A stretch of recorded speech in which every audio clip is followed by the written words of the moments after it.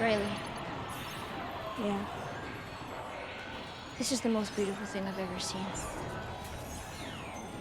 Episode 7 of The Last of Us featured all of the emotions. But just like any other episode, it also featured a lot of important details mixed in throughout. What the fuck is wrong with you sneaking up on me like that? It was a joke. In watching The Last of Us throughout this first season, we have quickly learned that the subtle things matter, and the creators often hide plenty of little details that we don't always notice during the first watch. Fortunately, we are here to break them down for you. In this video, we are going to highlight all the subtle details you missed from episode 7 of the show, point out some of the parallels from the video game, and discuss some of the deeper meanings behind them. So let's get started. Much of this episode of The Last of Us is very similar to the video game, starting out with Ellie trying to treat Joel's wound. Joel tells her to go back to Tommy so she can find safety, and the two get into a small argument about what to do. Eventually, Ellie starts to give in, walking out of the room.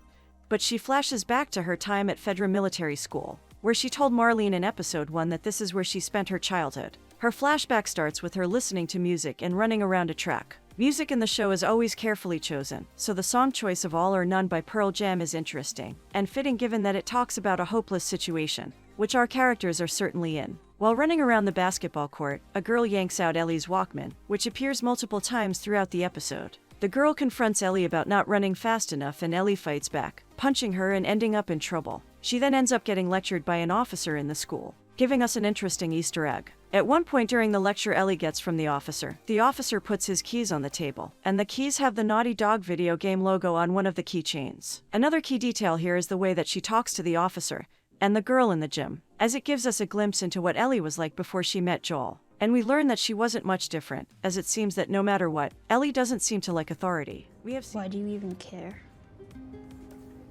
We have seen her distrust and anger toward authority come out toward Marlene, Joel, Tess, and Maria in previous episodes. But this flashback tells us that it has probably always been part of who she is, and isn't something she developed just after being taken in by Marlene. After Ellie is lectured by the officer, she sits in her room reading a comic book. This is notable because the comic book she is reading is called Savage Starlight. This is the same comic that appears multiple times throughout the video game, and it is the same one that Ellie and Sam bond over reading in episode 5. Ellie did tell Sam that she had multiple issues of the comic book, so this lines up with what we heard before. Another thing to notice is the book on her nightstand, a book of puns by Will Livingston, who Ellie and Joel discuss frequently throughout the show when Ellie tells her jokes. The book on her nightstand is the first volume of the Book of Puns, but later, in the mall, Riley gifts her volume 2 of the Book of Puns. The posters around the room are also noteworthy. One of the posters is a Mortal Kombat poster. This is notable because later in the episode, Ellie and Riley play the arcade game. There is a good chance that Ellie has only ever heard of Mortal Kombat since video games were not really a thing in the post-apocalyptic world, so we get to see Ellie make an interesting connection here. In episode 6 Around the Fire, Ellie tells Joel that she is fascinated by space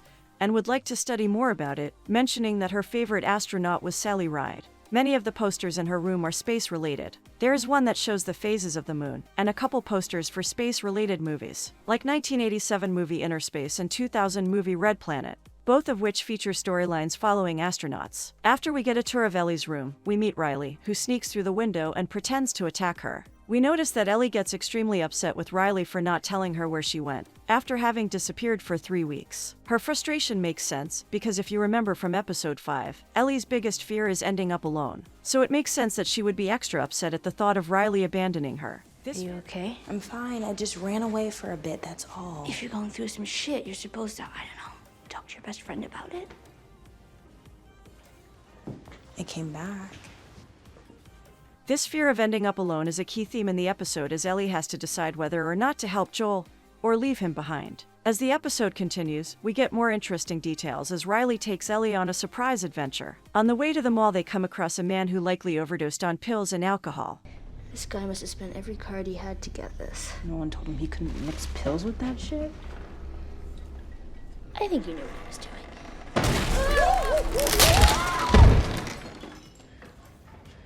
This is interesting because the pills look similar to the ones that Joel was dealing with the Fedra officer back in episode 1. So it is possible there is a connection between the two here, as the timeline of when Joel was dealing would match up.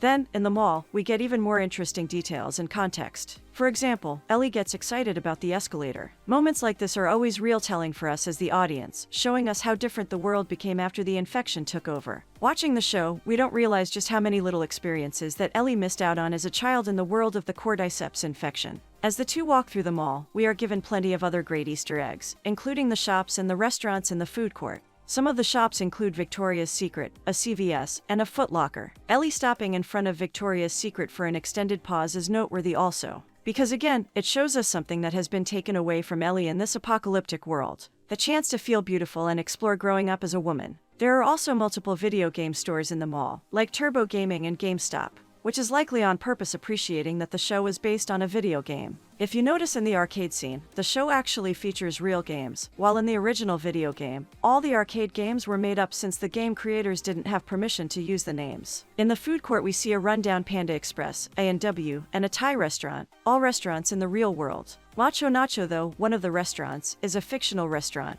present during the video game. The episode follows the game pretty closely, showing us the carousel, photo booth, arcade, and Halloween store, which all come up in the video game. Another key detail in this episode is the ongoing debate between Riley and Ellie over Fedra and the Fireflies, and which one is more moral. This conversation comes up on the rooftop on the way to the mall, and again at the carousel. It is interesting that Ellie takes the side of Fedra, arguing that Fedra is not as bad as the Fireflies, even though Riley calls them fascist, and we have seen how they can be fascist throughout the season so far. This is especially surprising when we consider Ellie's dislike of authority that we talked about earlier. As the two continue on, we see more nods to the video game, as Ellie and Riley find a clown mask and wolf mask in the Halloween store. These masks are the same as masks we saw in the game. While they are dancing, an infected comes in and attacks them, ending with Ellie stabbing it in the head. But not before both of them are bit. After Ellie and Riley are bit by the infected in the Halloween store, the difference in Riley and Ellie's reaction is an important distinction to point out. Ellie starts breaking the counter with a baseball bat and screaming in frustration, while Riley sits on the floor quietly. This difference in reaction demonstrates that they have different experiences in facing loss. Riley even says earlier that she knows what it is like to belong somewhere, so we can assume that Riley knows what it is like to experience losing someone too. Meanwhile, this is Ellie's first time dealing with something like this, which leads to the added anger. The two decide to spend their last moments together, but we don't actually see how their time together actually ends. However, in episode 4, when Ellie kills the man attacking Joel, she says it wasn't her first time shooting someone. So since we know Ellie didn't become infected, we wonder if she was forced to shoot Riley when she did. Lastly, at the end of the episode, we see Ellie deciding not to walk out on Joel, turning around and returning to help him. The fact that this happens after her flashback to her time with Riley is very telling. Her deciding to stay may have been influenced by her conversation with Riley after they first sneak out of the Fedra school. Riley tells Ellie in the alley that she can't fight everyone, and that she can pick and choose what's important. Before she started to walk away, Joel physically pushes Ellie, which might have made her angry. However, we see her not let the anger get the best of her and choose that Joel is important enough for her to return to save him. When she does, she starts searching for something to use to help Joel. Since a large part of the video game is searching through drawers and cabinets, this is another subtle nod to the video game. And Ellie starting to stitch Joel up is another element from the game. So there we have it. All the important and subtle things you missed from episode 7 of The Last of Us. Did you notice any of these things while you watched? Did you catch anything we didn't? Let us know in the comments. Make sure you subscribe so that we can continue to bring you more analysis surrounding The Last of Us and more of the hottest shows on TV right now. Thanks for watching. We'll see you in the next video.